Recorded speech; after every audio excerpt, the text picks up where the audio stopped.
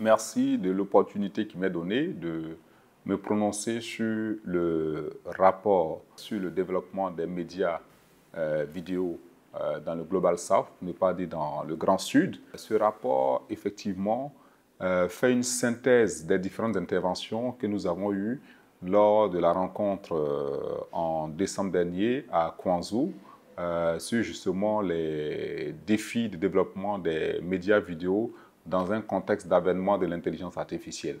Et les différents acteurs qui se sont prononcés dans ce rapport permettent, à travers ce rapport, de mesurer un tant soit peu les enjeux et les défis que nous devons aborder pour permettre à nos médias traditionnels de pouvoir jouer le rôle qui leur incombe dans cette société.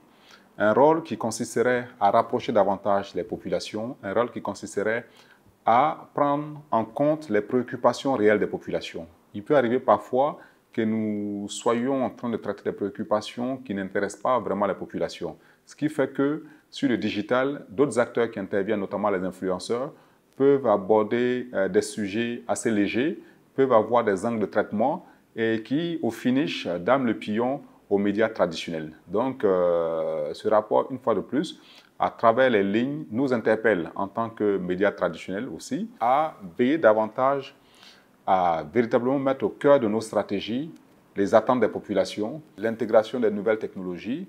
Et quand on prend ce qui concerne la désinformation, qui est aujourd'hui une gangrène et pour les médias et pour la population, la désinformation aujourd'hui peut amener à créer des conflits entre des populations, alors qu'on aurait pu les éviter si le canal officiel était plus écouté. Alors qu'est-ce qu'on fait pour que ce canal officiel et traditionnel ne soit pas dépassé par les canaux digitaux et de l'IA, où il y a plus de célérité, mais parfois moins de crédit. Donc, ce sont des défis qui se présentent à nous. Et une fois de plus, en lisant, en parcourant ce rapport, on se rend compte que l'on soit de l'Afrique, que l'on soit de l'Asie, que l'on soit de l'Amérique latine, l'ensemble de ces espaces territoriaux concernés par le Global South ont effectivement à cœur cette préoccupation.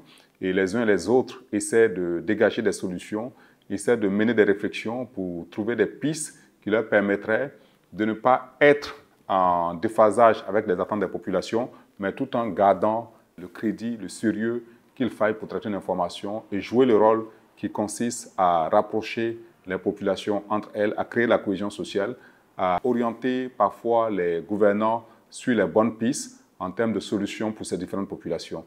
Donc je dirais que ce rapport est très complet et moi j'ai eu du plaisir à le parcourir.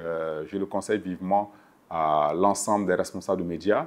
Voilà, ça peut constituer une sorte de guide, de guideline pour un certain nombre de prises de décisions éditoriaux. Donc c'est ce que je tenais à dire et à remercier davantage CCTV pour cette opportunité qu'elle offre à l'ensemble des acteurs des médias du Grand Sud de se retrouver, d'échanger, de jeter des pistes de réflexion, des pistes de solutions pour permettre aux médias d'être un moteur de développement dans nos différentes sociétés. Merci.